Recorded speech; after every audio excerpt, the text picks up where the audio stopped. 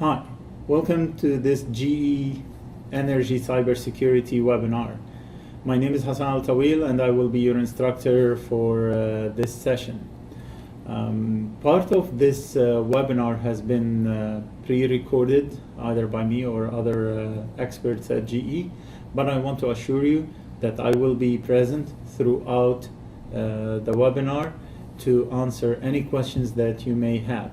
You may post your questions in the chat box, or you may ask me during the time when we stop in between the subjects, the three main subjects, to take live questions. To get started, let's take a look at the agenda for this course. The goal of this webinar is to provide information about cybersecurity attacks. The three main subjects, the first one will be an overview of the GE implementation of cybersecurity and the historical perspective on cybersecurity.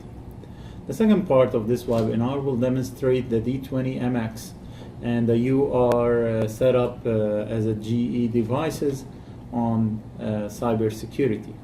The third part of this training webinar demonstration, we will show you about CyberArk. And CyberArk is a software that is provided by the CyberArk company, a big player in the cybersecurity world, which provides software that will allow you to configure cybersecurity on the devices for offline access, not only while the devices are connected online. Hopefully you'll have a better in-depth knowledge of that once we are done this training.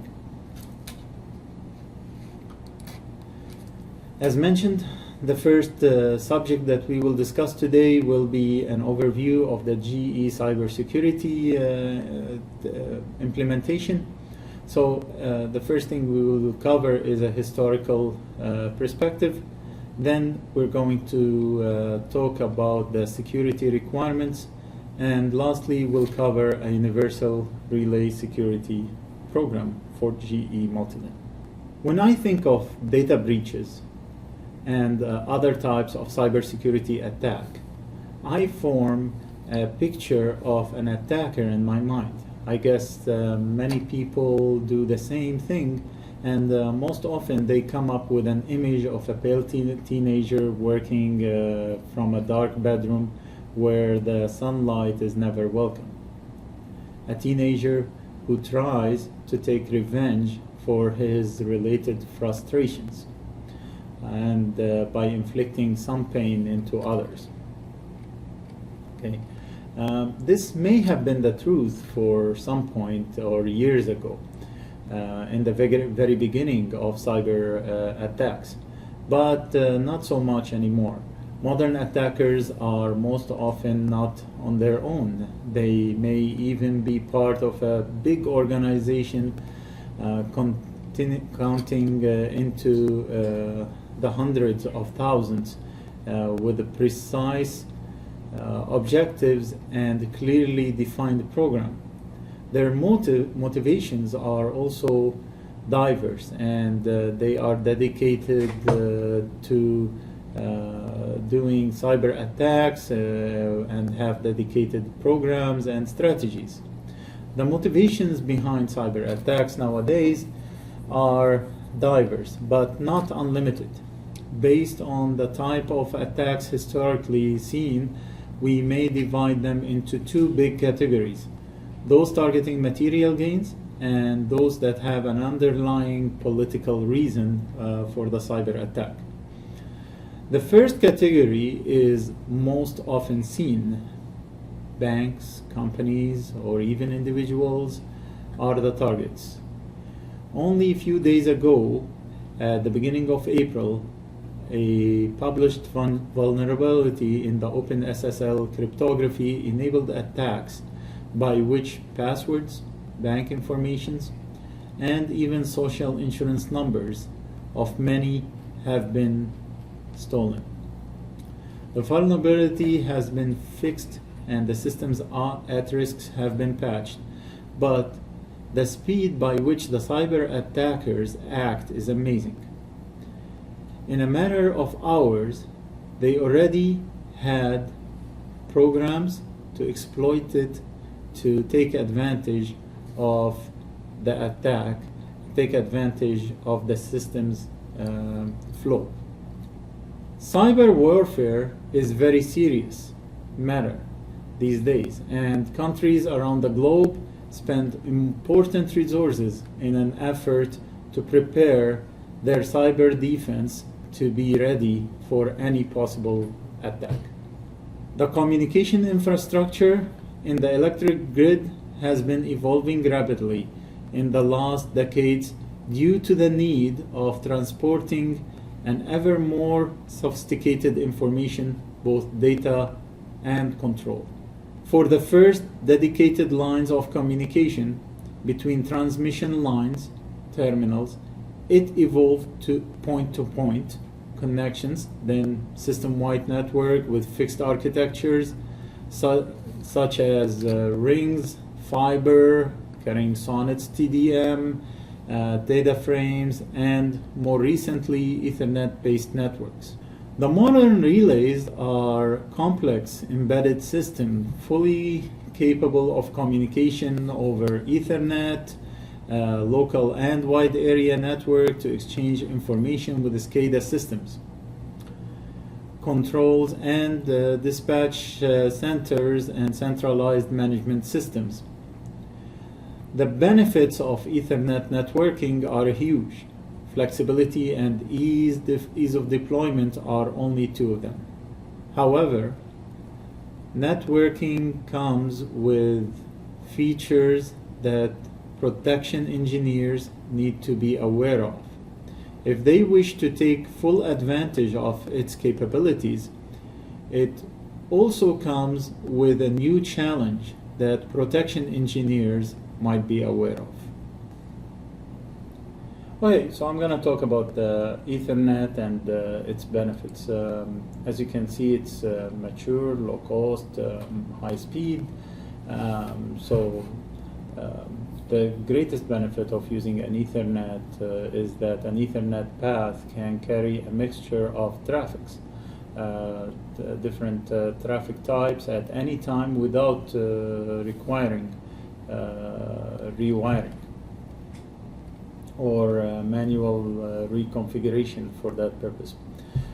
In a typical substation installation, the Ethernet network replaces bundles of dedicated control and communications wiring. A variety of data packet types are using the same network to carry out a full range of functions. Example, DMP3 packets may be transmitted to a SCADA system with all the information. An HTTP application residing on the laptop can collect and display statistics from IEDs. A file server residing on a PC communicate with IED using FTP protocol. If at some later time an application that communicates with the relay using Modbus protocol is installed on the laptop, there is nothing to be changed. No more wiring, no more configuration is needed. If the relay understands the traffic, and that means that the entire system all works and no rewiring is required. Any number of data traffic exchanges can be mixed on any network path, and all information will go where it should be delivered without loss, as long as the overall bandwidth of each path is adequate to handle the largest volume of traffic that may pass through it. Each pack contains all the required information on what its content is and where it is intended to go. Common mechanisms for access. The devices may use the same Ethernet IP and hardware mechanisms. Devices from different vendors can communicate, and one good example of that is the IEC 61 SA-850 protocol, which is achieving interoperability between fast devices. Okay, so basically with the implementation of Ethernet that we've seen the benefits, it also introduces some level of complexity, and as it adds complexity, it requires its own engineering and configuration, which in part means that we have to have a new set of skills for the engineering force. It also introduces some of the problems that it will introduce. It's like signal latency, transmission line noise, channel line availability. It's essentially a target for cyber attacks.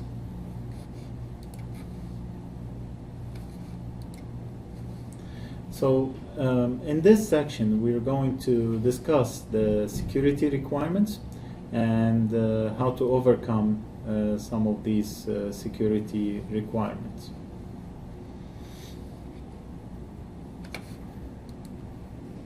Okay.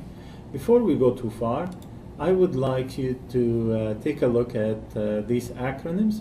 First, NERC, which stands for North America Electric Reliability Corporation. CIP, which stands for Critical Infrastructure Protection, and CIPC, which stands for Critical Infrastructure Protection Corporations. The CIPC standard is known by the NERC CIP sometimes, and for the NERC CIP requirements, support from the applications like the UR relay is needed in order for the utility or the company to implement the full NERC CIP compliant solution. Okay, so among the requirements for the NERC CIP compliance is the RBAC, or role-based defined access, or as roles define the level of access or authority, authorization of access to for the device's operations. We're going to give an example of the RBAC access in the universal relay. So for the UR relay, the first access, as you can see, is the administrator. So the administrator has complete access, right? The administrator have the ability to read and write all settings and commands, all security settings, right? The next level that I'm gonna discuss is the engineer. The engineer has complete read and write access, with the exception of configuring security settings and downloading firmware.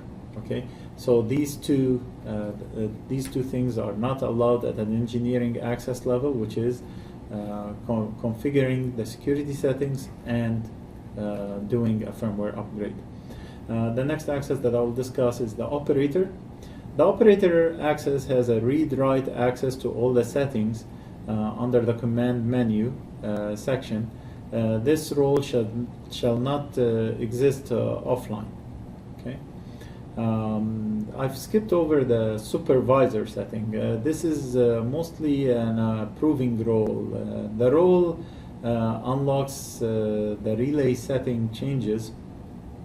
Additionally, the supervisor has the right for enabling cyber security settings, basically to the bypass mode, enabling the factory service mode, forcefully logging out any other role and clearing the security event log.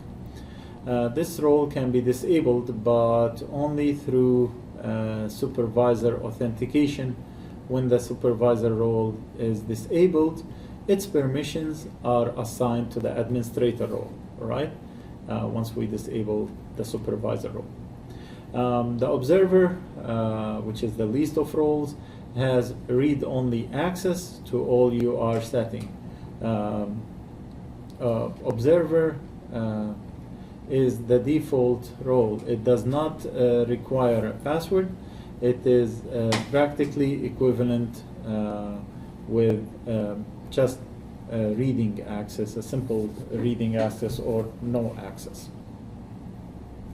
The factory role has complete read and write access. This factory role is not listed as normally it is not in our released software that we give to our utilities or our customers.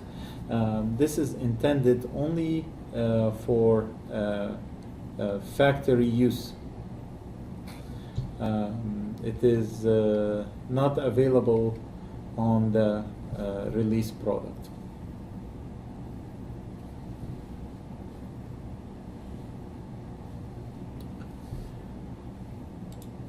So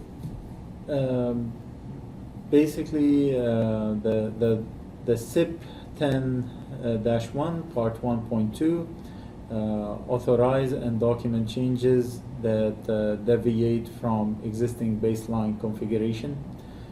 So the solution is a security event reporting through syslog protocol for supporting security information events, and open source syslog software is available on our appliances or our devices.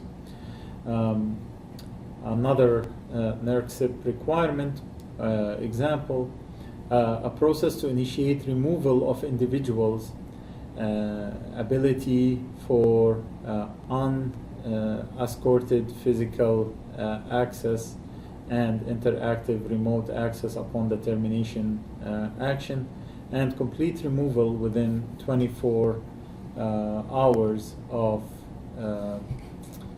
being terminated. So in order to carry this removal of access within 24 hours, this implies that for a large number of employees with a large number of relays, it is very hard to be done at every relay. So it has to be done from a centralized management or a centralized location where all the users and their credentials are kept and managed in one single place. Hence, removing one person credential is done at this single place.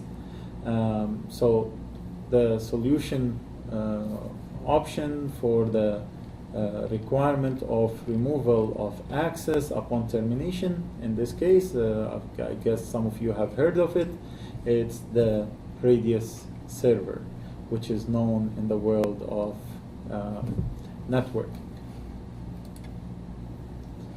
So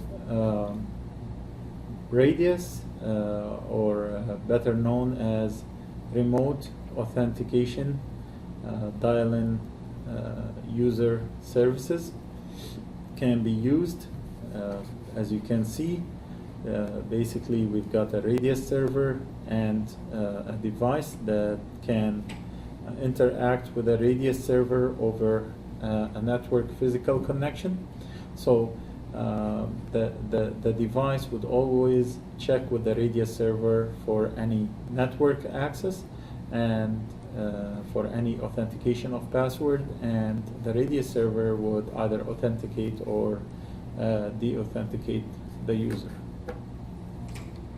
Okay, with the security requirement being discussed, in this section I will discuss the overall GE Universal Relay Security program. Okay, so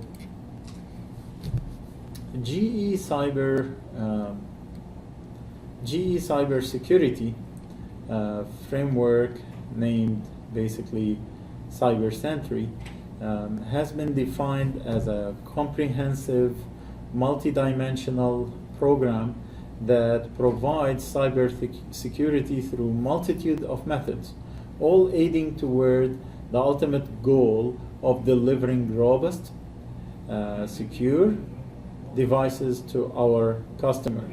There are three main aspects of this program, which covers, as you can see, security through process activities and automated security testing that ensure that the flaws in the design and coding are detected in the development phase of a product.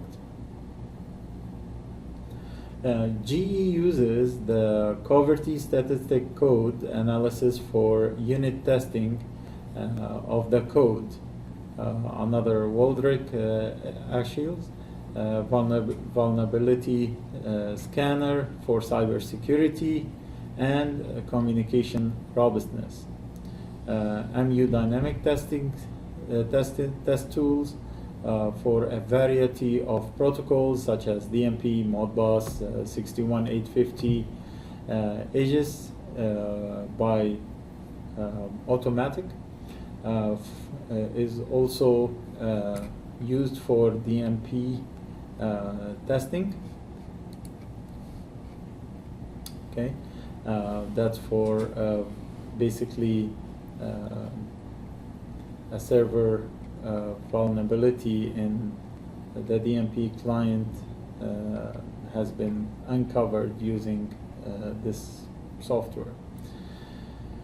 Security through prevention, which focuses on precautions taken so access to devices is controlled and data traversing public networks cannot be captured and read. Centralized authentication with user-defined and maintained on central servers such as Radius, role-based access control, and encryption of data, as mentioned, are features in this category that are already offered. The communication between the UR relay or the G device and the Radius server uses EAP TTLS, which provides user password authentication while the password credentials are transported in a securely encrypted tunnel. The communication between, for example, the UR relay uses the EnerVista software. So the communication between the EnerVista program and the GEID, such as a UR relay, is all SSH encrypted. Or for those people who are not familiar with the SSH acronym, stands for Secure Shell Encrypted. As mentioned before, the cybersecurity requirement for role-based access, all the roles are password protected, except for the observer role, which we said is equivalent to none. A user with observer capability defined on Radius is password protected. All the roles except for observer, including device and server authentication, accept only one session at one time. Only observer allow multiple concurrent sessions. The maximum number of concurrent session an observer can support is equal to the maximum number of Modbus connections to the device, which in this case, in the case of the UR relay, it's 4. Strong password complexity is enforced adhering to the following rules. Password cannot contain the user's account name or parts of the user's full name that exceeds 2 consecutive characters. Passwords must be at least 6 characters in length. Passwords must contain characters from 3 of the following categories: English uppercase characters A to Z through Z, English lowercase characters A through Z, base 10 digits 0 through 9, non-alphabetic numeric, for example,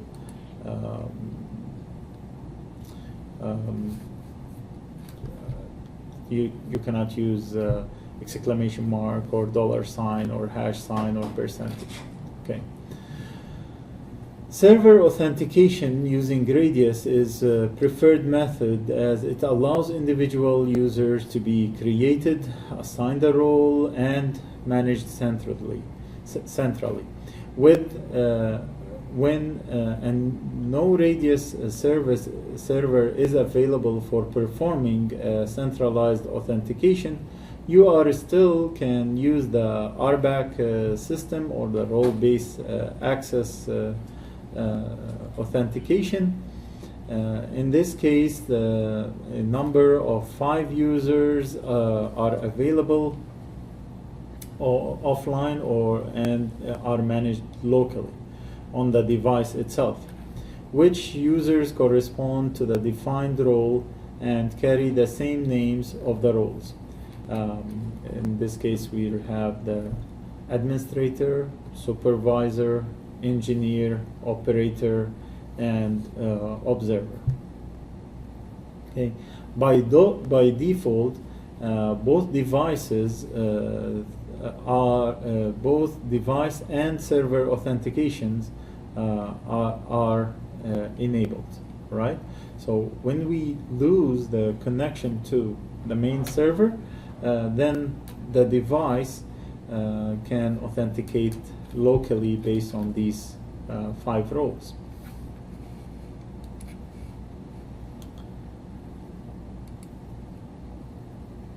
Okay.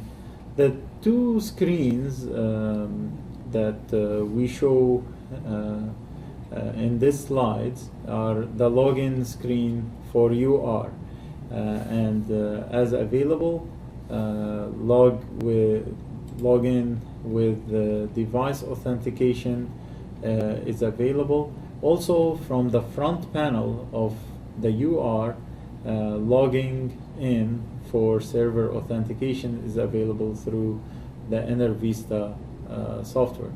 By default, both device and server authentications are enabled, and the device authentication is chosen as in the right screen. Since the possible users are predefined, in this case all of them are presented in a drop-down menu which allows for a choice. Once the user is chosen, a password must be entered and the authentication is performed locally on the UR. If server authentication is desired, which means that the user would like to log in using Radius server authentication, so of course a Radius server must first be deployed and configured and users added to its database. Additionally, information regarding the server must be configured on UR. We will talk about this in the next section. Once everything is configured, the server is configured and the server is reachable, a user may log in using the server authentication mode by choosing the server authentication type on the login screen and entering their username and password. So as per the previous slide, right, as you can see on the left, the authentication is then sent through the UR Radius server where it is authenticated. Device authentication may be disabled. In that case, the login screen will default to server authentication. but the option to log in with device authentication is still available for administrator or supervisor for the purpose of switching the device authentication back on when needed to be only device authentication or just server authentication. The supervisory screen mainly is used for configuration settings that are available only to the supervisor. If the role is enabled or the administrator can disable the supervisor role. Supervisor role enables or disable this roles. If disabled, an administrator role will have access to all the settings that is available on this page. The supervisory screen lists mainly configuration settings that are available to the supervisor. If the role is enabled or the administrator is if it is disabled, then the administrator will carry out the supervisor role. The administrator also, as I said, can disable the supervisory role. The device authentication may be disabled from this page on the UR relay also. So commands are accessible to supervisor, basically forceful logout of other roles, clearing the security log. Commands accessible to administrator is load factory defaults in this. Okay, so remote authentication, or radius, basically remote authentication dial-in user service radius, as I said before, is a network protocol that provides centralized authentication, authorized and accounting, 3 A's, AAA. Management for users that connect and use a network service. It's a client-server protocol that runs at the application layer of the TCP/IP stack using UDP as a transport layer. UR implements a Radius client that communicates to the Radius server for the purpose of authenticating users, as we've seen in the roles before. The communication between the UR and the Radius server, as we said, is over EAP TTLS encryption, which provides password user authentication while the password protection, while the password is transported encrypted in a securely encrypted tunnel. The UR must configure the parameters required for communicating with the Radius server. The configuration is available on the main security screen. Primary Radius IP address, as you can see here on the screen. In this case is 000, but probably you will set it to the IP address of the Radius server. And Radius UDP authentication port is important, so that needs to be also configured. Primary accounting port for the Radius accounting may not be used. The vendor ID, an identifier that specifies the Radius vendor specific attributes used with the Radius protocol. It is IANA assigned. GE has a vendor ID of 2910, as you can see on the screen. So, as mentioned in this area. Also, you need to configure not only on your Radius device, on your Radius server, but also in the UR relay, a shared secret, or a shared secret word sometimes is referred to in the authentication. It is only displayed as asterisks when you're inputting it into this interface. So to meet cybersecurity password requirement. The security page also provides the means for changing the passwords when working with the device authentication, for configuring the session lockout parameters, number of missed authentications for the lockout and the lockout time, and the syslog server IP address and port number. So the request containing the username and password is sent from the EnerVista PC program to the UR through an SSH or a secure shell tunnel. The Radius client residing on a UR creates a UR access request message. When the reply is received from the Radius server, the Radius client on the UR has to send this information back to the SSH server residing on the UR. The SSH server in turn will send back to the SSH client on the EnerVista. I think this concludes our discussion on the overview and the GE program. Hopefully this have given you a quick introduction into the historical perspective as to why this security requirement has been implemented. How did it come to surface? How was it hand in hand with the Ethernet implementation in the substation? We've also shed a little light on where the security requirements are coming from, some of the acronyms that are used in a cyber sentry or security, and how the GE Universal Relay Security Program work. We've given an example of one of the GE devices, which is like the UR relay device.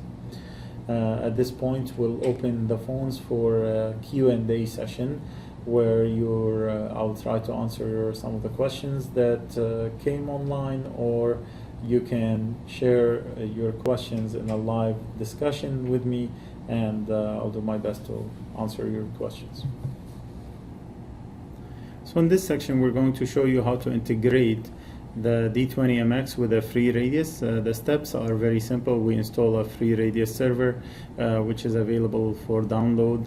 The reason for us picking the free radius is because it's easy for this demonstration. Of course, if you're doing it in a utility, you would do it with the Microsoft Radius, where your IT team would set up the Microsoft Radius server. But just to show you how the Radius server interact with a D20 MX, we're going to basically install a free radius, install the certificate application, and then install and then show you how SG-config configures the D20 MX to work with this free radius. So the first step is to install a copy of the free radius server. This free radius server, I'm going to install it on this computer that I have here. I've downloaded a copy of free radius server 2.2.0 x86. You're welcome to download the latest copy. There is other copies of the free radius that basically are more friendly or Windows friendly free radius.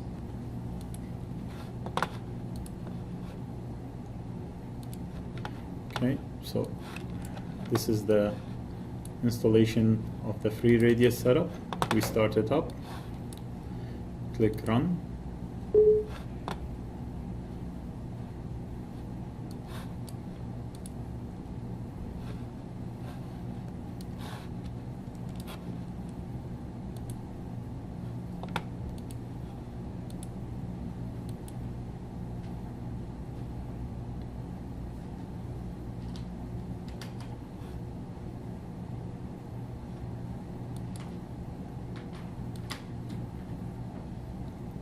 As you can see, it's going to install to the C drive free radius, and it's putting all of these folders, the etc folder, sbin, and all of that.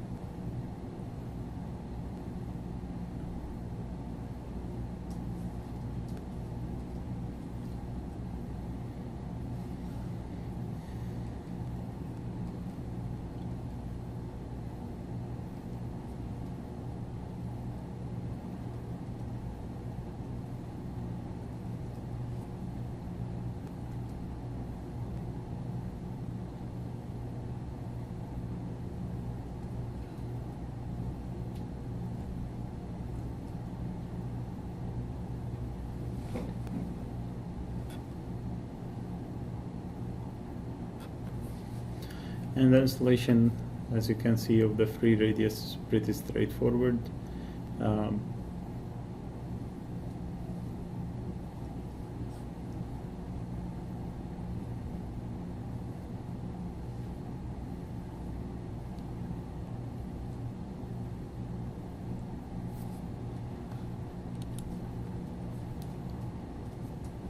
So the free radius installation is done. We get a notification after the installation of the free radius. So another software that we would need to run is the certificate generation software. Click yes, click OK, and click read, next.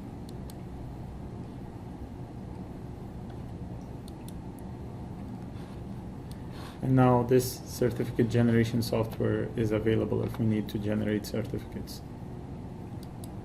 Okay, so once you have installed your free radius and your certificate reading software, what you need to do is you need to create, as per the document called Integration of Free Radius Server with the D20 MX. The document number is SWM0077. You can get it from our technical website, customer service team. So to go through the steps that's in this document, I'll just show you the steps that's in this document. I mean, you're welcome to either follow the documents or follow this screencast. Either way, you'll get to set up the free radius. Now, all of the steps that I'm going to show you are normally set up by your IT personnel. They would set up the radius server, but in case you have to do a small test at your desk in order to see how this radius authentication work with a free radius, then you can do it using these steps. All right, so the first step in the document, it says you have to edit a file dictionary.ge, and basically you have to write it in a certain manner. So every device in the world would have a certain definition dictionary available in this directory. So basically I'm just going to show you how in the directory that says C free radius etc raddb dictionaries, in here we will add dictionary.ge file, and this dictionary.ge file need to be written like this. So it will have the vendor GE2910, begin vendor GE, attribute D20 MX user role, let's say 1 integer, and then it puts the value for every role, right? So this is, like I was saying previously, that this is a role access based RBAC setup, right? And every role would have a certain digit allocated with it, and that's the common between the server and your device, the D20 MX device in this case. Okay, the next step is, once you have finished setting your dictionary, you would have to go back and edit the under etc raddb. Okay, we would have to edit the users file. Okay, so this users file, And to edit the users file, you basically adding your users, the name of your user, and the password of that user. Okay, name of every user, so an operator user, an operator password. But what the recommendation is in here in the radius, you wouldn't do this. You would put the real people names, right? Like John, Hassan, Jack, whatever you want to put in here. Okay, and real passwords for every user. And for every user, you would have to specify the role of that user. Okay, so we're specifying a D20 MX role as an administrator for this user, admin user of password admin BW. Okay. The next step, based on this document, is to edit the file client.conf, right? Client config, and you're basically putting a test. Remember this secret word. This test secret word is what we're going to put in our sgconfig westmain tables, right? In order to make sure that the D20 MX and the server are going to exchange this secret word at some point in order to do the handshaking, right? So without the proper secret word between the D20 MX and the server, that the server will not accept any authentications from the D20 MX. Okay, and the next step is to edit the file, which is under radius. It's, forgive me, sorry about that.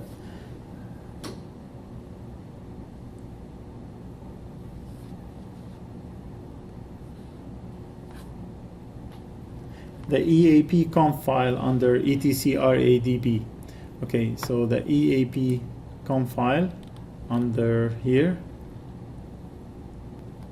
this one.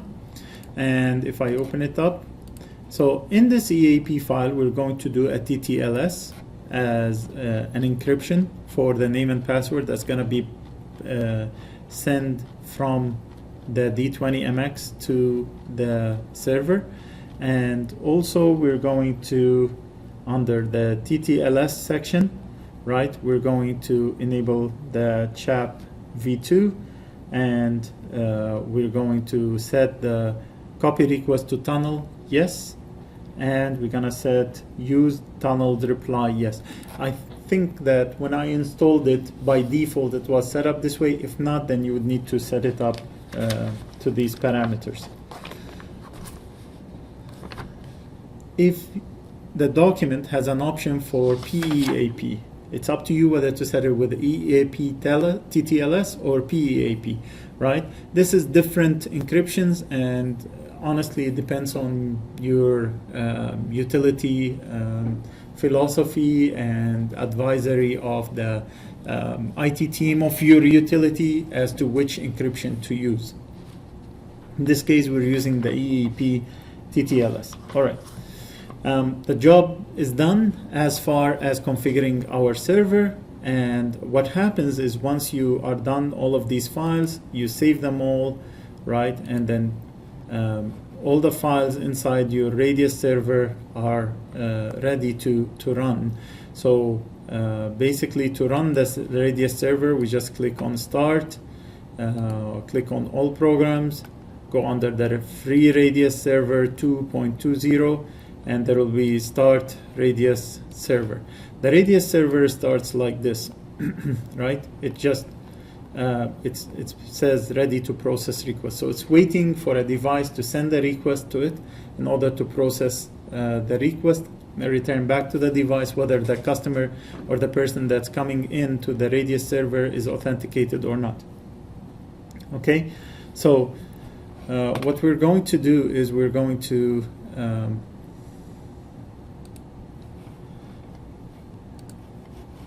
start with sgconfig configuration as per the document. So we open a device. In this case, I'm just opening a default device. We open the westmain configuration tables. And in the westmain configuration table, there is a couple of tables that are involved here. The first one is the radius table.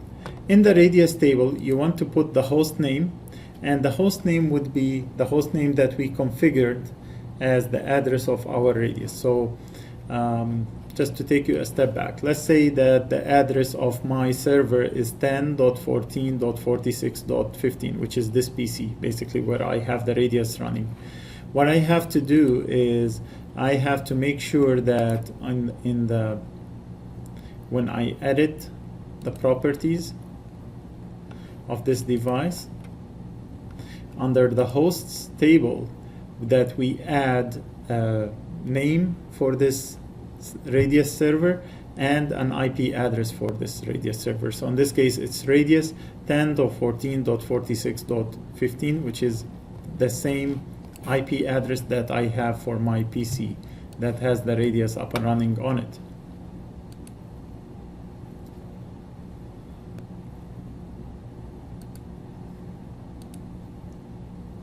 Of course, the D20 MX is on the same network as the radius server, so the IP address of the D20 MX also need to be within the same class as the PC that you're running. Okay, and I'm opening the Westmate. So I defined the name radius for the address 10.14.46.15. I go into my remote servers, I put the same exact name here that I had in my host tab. Then we use this shared secret. So the shared secret basically allow us to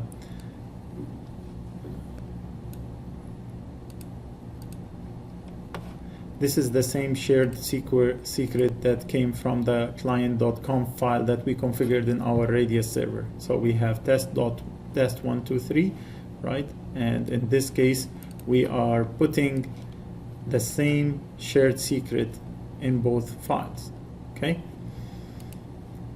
We can set up the encryption. In our case, we've said that the encryption is going to be EAP TTLS, and that's what we configured in the server under the EAP conf file. All right. And then for the authentication, we go to the authentication info. We select SA certificates, and the certificate in this case, we're selecting the first certificate. Based on the documents, you would select PEM file 1, right? And that's where you need to get the name of your encryption. So to do that, you would have to run the software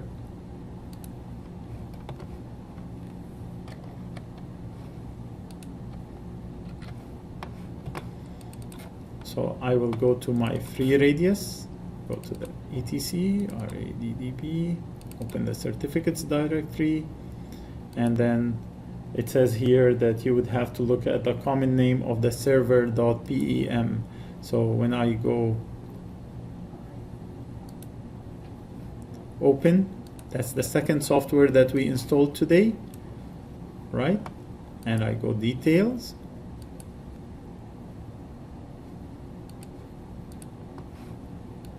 okay, we can see that this is the name, or the internal name, the common name that's available. So I can copy that and basically insert it back in my X509 file. All right, so we'll just paste it in here, right? And we click OK. And now we have configured our common name as per the document. The next step is to take the root CA file .pem as per the document, copy it somewhere. So I'm just gonna make a copy of it.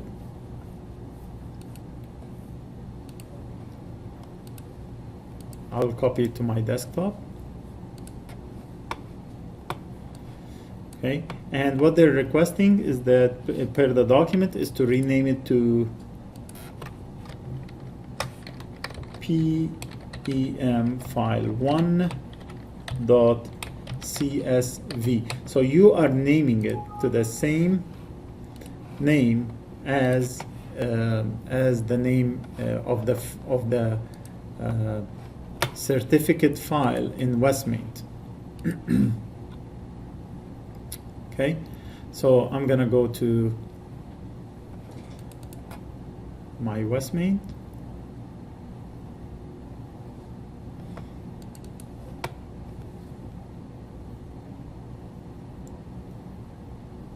Okay. And then we're gonna go to the PEM file, and in here you've got two files depending on how many certificates you would like to import and what's the setup. So we'll go to the first PEM file, right? And let's say there was nothing in here. Okay. Okay, so now it's empty. What you would need to do is import in this CSV file that we just created, or comma separated version file that we just created. And to do that, we just go back into sgconfig, click on the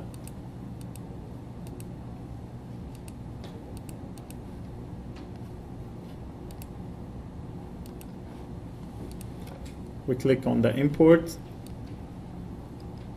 We select our PEM file, CSV, click open. And this is the encryption, which is an exchange, a certificate that's exchanged between the D20 MX and the server, so that whenever there is an authentication that goes on, the server will request this certificate from the D20 MX to make sure that the source of the information is the right source. So, and that's it. You would configure your PEM file.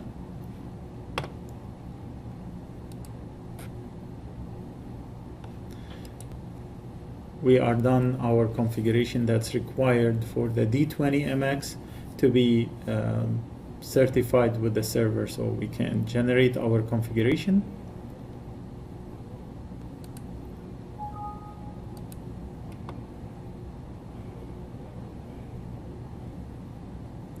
Okay, now once your terminal emulator is open, you cannot generate. So, and the recommended generation is 100% generate, so we'll do 100% generate. It's prompting me that it has to close the project before it can finalize all the generation. And here the generation of the SHX file, or the configuration file, is taking place in the database.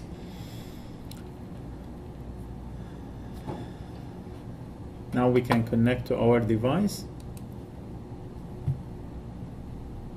So I'm connecting to the device, to the D20 MX.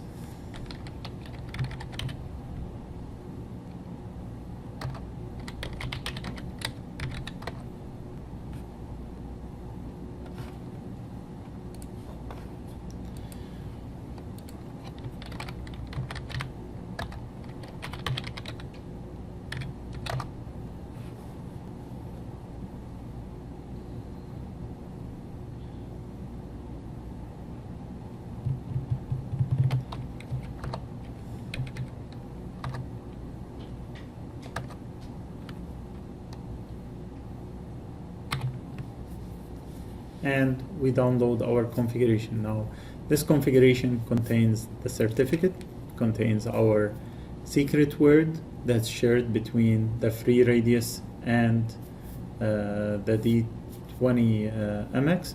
It also contains the common name of the certificate between the two devices, and that's the only change from our previous normal Westmate to the new Westmate is the addition of those parameters that will allow you to integrate and communicate with Radius server. Okay, then we boot our D20 MX.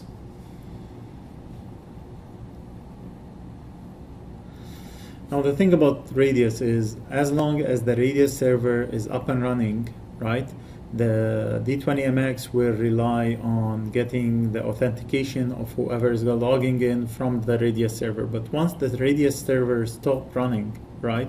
It's not connected to the D20 MX, or the D20 MX cannot reach it. Then the D20 MX resorts to checking the name and password locally, right? So it will check its own local database of name and password. So for example, right now I stopped the Radius server from running.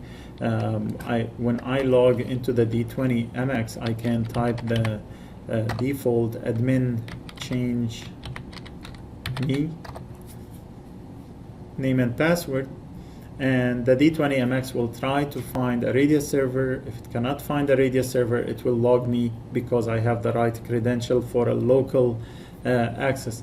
Again, the local access will be covered in different videos. It also can be controlled using technology like CyberArk technology, where that can constantly change the name and password so that you also have protection when you are in local mode, not only. And the other recommendation is, if you don't have something like the CyberArk up and running, is to make sure that the local username and the Radius username are totally different. So you can't have the same user on configured as a local user and as a remote user, right? But just to demo the Radius functionality, so I'm gonna start my Radius. Again, I go to Start, All Programs. I'm gonna do this in a terminal, so I'm gonna take out, gonna close, just to give myself more real estate here. So I will open it in a terminal emulator. Okay, so as you can see, we've got a terminal emulator here that's connected to the D20 MX. At the same time, I will start my Radius.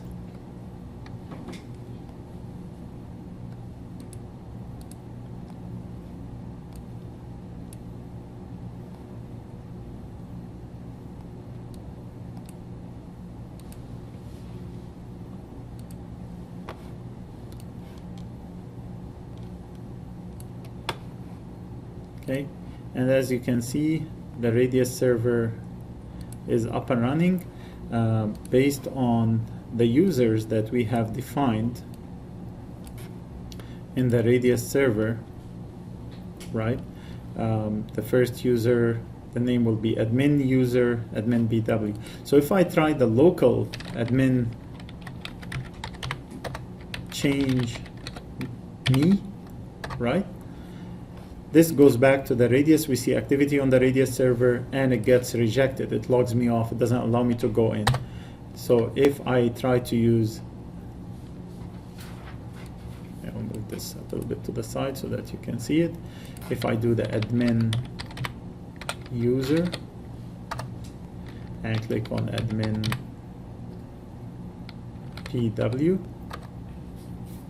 we can see that the Radius server received a message and confirmed that we can start this session, that me as a user, I'm allowed to access it over the network. Also, any of the other users that we have configured, so we'll do another access here. If we go with operator user and OPPW. So I have an access. Not only does it tell me I have an access, it also tells me what role am I access. So in this case, I'm accessing it in an observer setup. So as you can see that setting up the Radius is not so difficult, and it has been simplified in the D20 MX. I hope this has given you a good insight into the setup of free Radius with the D20 MX. If you have any questions, hopefully you can share them either with myself or with the technical service team in the future. So next we will show you how to do the UR configuration.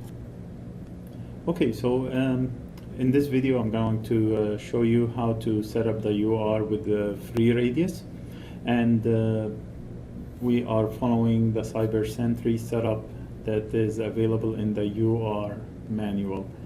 The UR manual is available from our website, and we're not going to do much changes from what we did on the D20 MX setup. It's basically the same. So I'm just going to go through the steps of setting up a UR device with the server. So to do that, the first step is we're going to start the UR software. If you're not familiar with the UR Vista software, there is other screencasts that we have recorded on that, and you can watch it on the YouTube. So I start the Vista software. It will ask me for my name and password to start the software. This is a feature that has been added lately, and you might require it, you may not require it in your system. So this is the UR software, and I've got my UR with an Vista with a cybersecurity option built into it. So you can purchase the UR with the cybersecurity software or without it. In order to enable the Radius features, you would have to make sure that the cybersecurity is part of your ordering code. For ordering code related information, you can find it on our website.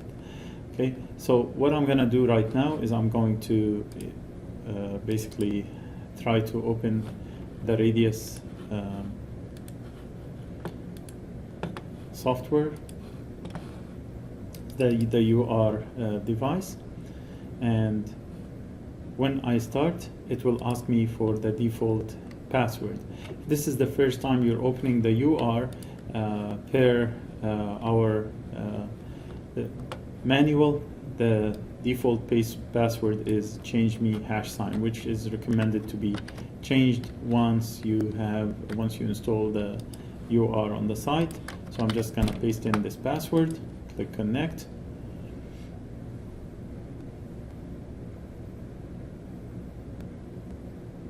Right, and it's going to give me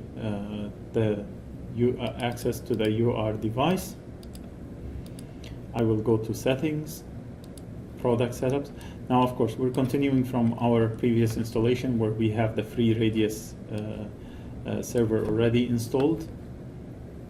Okay, and in here we're going to access the security. In the security, we have to put the address, which is the address of your Radius device or the free Radius server. So in my case, it's 10.14.46.15.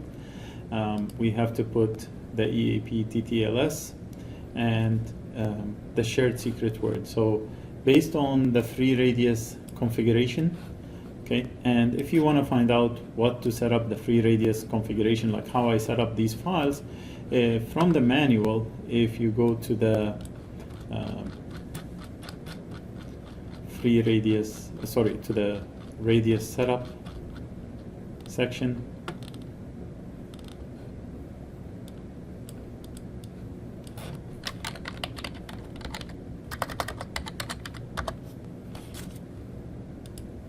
okay, in here it clearly specifies what to do for every part of the Radius setup. Okay, so for example, it will ask us to access the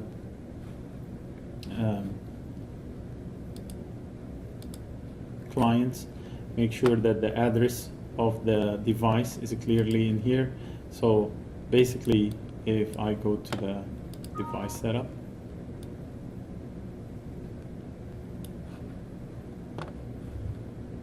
device definition, right, we can see that the address is 10.14.46.20.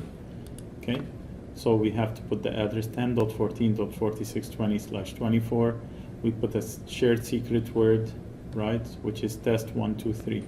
This shared secret word is what I would put in here. So if the Radius authentication shared secret word, I'll make sure that I have the same one in here, test123, and then we'll type it again, test123. Okay, so now we have the same shared secret word. The other thing that we need to do is we need to make sure that the address is proper and the vendor ID is proper. So in the dictionary is 2910, or if you follow the manual, it says this is the way the vendor dictionary should be written. So for a vendor, GE ID 2910, right? and the attributes GEUR role 1 and GEUR role. We've got the administrator role defined as 1, supervisor role divided as 2, engineer role divided as 3, operator role defined as 4, and observer role is defined as 5. Then you can start to add your users to the users file. In the users file, we will have the same admin user. We'll define our GEUR role as administrator with a password admin PW. Okay, once all of that is set up, okay, we can close out of here, disconnect our radius, disconnect our administrator, run the radius server,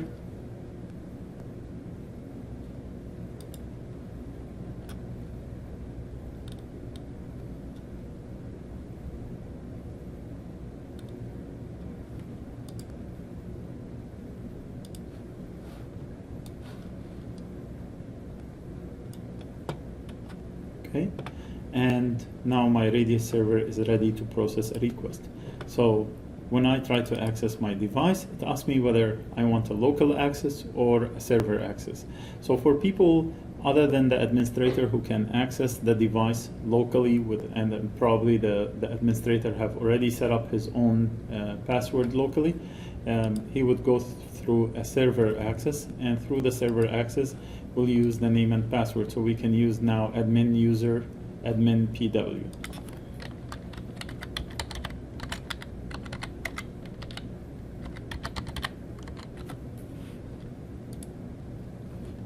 Click connect.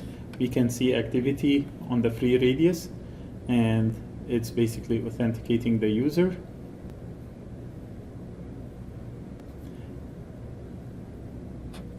And the user has been authenticated. Now we can access as an administrator the device again. If we, for example, entered an improper name and password, so let's say disconnect, and I go try to open it, go to server, put an admin, click connect. Okay, now the radius server is running, right? And it prompts the user again for input because we have put an invalid input, an invalid user that's not on our user's configuration file. So hopefully this have given you an overview of how to set up the free radius with another GE device. Okay, so in this screencast we have shown you two devices of GE, the D20 MX and the UR, and we have shown you with the D20 MX how to install the free radius, how to install the certificate program, and how to configure the free radius and the certificate program inside sgconfig, and how sgconfig can basically update the information of the D20 MX and the D20 MX interacting with the free radius to authenticate users upon users login. The second part of the video of the screencast, we have shown you the universal relay and how to configure it with the Inner Vista software, and they follow the same method overall. Basically have a shared word or a shared secret word, and how to configure the free radius in order to define all the roles of different users, and then define those users, their names and their passwords. So this, as long as the free radius is connected, the user will be able to connect via the server. Otherwise, somebody has to be dispatched to site in order to reconnect back to the radius, and that person should have administrator access. Okay, so I will open the phones for any questions and answers. Thanks. Okay, so the CyberArk, how does it work? And what does it mean to us as users? How does it impact our cybersecurity overall program? The CyberArk is the only security company that has provided protection against cyber threats to any enterprise.